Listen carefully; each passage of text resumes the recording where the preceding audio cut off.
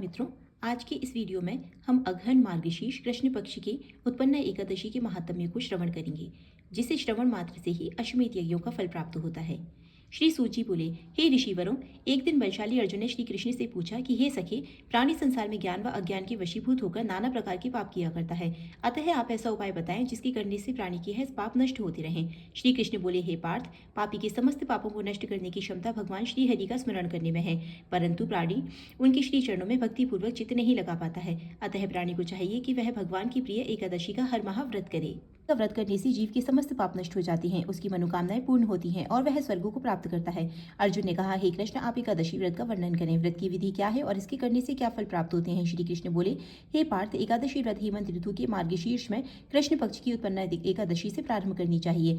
ये श्रेष्ठ फल देने वाली है। दशमी की संध्या को व्रत का संकल्प करें और एकादशी वाले दिन प्रातः नदी, सरोवर, बावड़ी, कुआ आदि पर सुविधा अनुसार स्नान करने जाएं। स्नान करने से पूर्व शरीर से मिट्टी लगाएं। स्नान करने के पश्चात पतित, चोर, पाखंडी, दुराचारी मनुष्यों से वार्ता नहीं करनी चाहिए। स्नान के बाद धूप, दीप, नैवेद्य से भगवान श्री हरि की पूजा करनी चाहिए। रात्रि को दीपदान करना चाहिए। रात्रि में निद्रा और मैथुन को त्याग दें और साय को भजन, सत्संग आदि शुभ कार्यों में व्यतीत करें। शुक्ल और कृष्ण पक्ष की दोनों एकादशियों को समान समझना चाहिए, उनमें भेद मानना उचित नहीं है। इस प्रकार नियमानुसार जो प्राणी एकादशी का व्रत धारण करते हैं वे अनन्य धन को प्राप्त करते हैं, उनको महान पुण्य लाभ होता है। अश्वमेध यज्ञ से 100 गुना फल एकादशी व्रत से मिलता है। 10 उत्तम ब्राह्मणों को भोजन कराने से जो पुण्य लाभ होता है उससे 10 गुना फल होता है। अन्य दान के बराबर संसार में कोई पुण्य नहीं है। इस दान से स्वर्गीय पितृ तृप्त हो जाती हैं। इसका महात्म्य देवता भी वर्णन नहीं कर सकते। निर्जला व्रत करने का आधा फल एक बार भोजन करने के बराबर होता है। एकादशी व्रत करने पर यज्ञ, दान, तप के फल मिलते हैं। इस व्रत में शंख से जल नहीं पीना चाहिए। मछली, मांस तथा अन्य व्रत में वर्जित है। एकादशी व्रत का फल हजारों यज्ञों से अधिक है। भगवान की मुख से यह श्रवण कर अर्जुन बोले, हे भगवान, आपने एकादशी व्रत को इतना फलदायक बताया है, उसके विषय में शंका है। आप कृपा कर मुझे बताएं कि एकादशी व्रत को इतना महत्व कैसे प्राप्त हुआ? श्री कृष्ण बोले, हे पार्थ, एकादशी भगवान श्री हरि की आदि शक्ति है, इसी कारण उसे इतना महत्व प्राप्त हुआ है। तुम इसकी पुरातन कथा श्रवण करो। सयुग में मूर नामक एक भयंकर दैत्य था। उस दैत्य ने इंद्र को जीत लिया। तब इंद्र ने शंकर से प्रार्थना की, हे शंकर, हम सब देव मूर दैत्य के अत्याचारों से मृत्यु लोक से बुरा जीवन व्यतीत कर रहे हैं, आप इस दुख से छूटने का उपाय बताएं। महादेव जी बोले, हे देवेंद्र, आप विष्णु भगवान के पास जाइए। इंद्र अन्य देवताओं सहित क्षीर सागर को गए। भगवान शेष शैया पर शयन कर रहे थे। भगवान को शयन करते देख इंद्र ने उनकी स्तुति की। वेश आपको बारंबार प्रणाम है। हे दैत्य संहारक, हे मधुसूदन, आप हमारी रक्षा करो।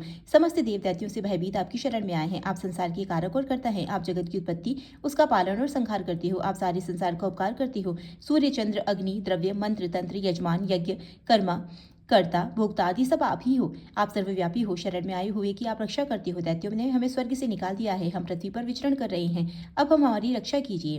देवताओं की ये करुण वाणी सुनकर श्री भगवान बोले, हे देवताओं, वह कौन सा दैत्य है जिसने तुमको जीत लिया है? इंद्र बोले, हे भगवान, प्राचीन काल में नाड़ी जंग नामक दैत्य था। उसी के पुत्र का नाम मुर है। उसकी राजधानी चंद्रावती है। मुर ने अपने बल से समस्त विश्व को जीत लिया है। देवताओं को देवलोक से निकाल दिया है। आप उस दैत्य को मारकर देवताओं की रक्षा करो। इंद्र के वचन सुनकर श्री भगवान बोले, देवताओं, मैं तुम्हारे शत्रु का संहार करूंगा।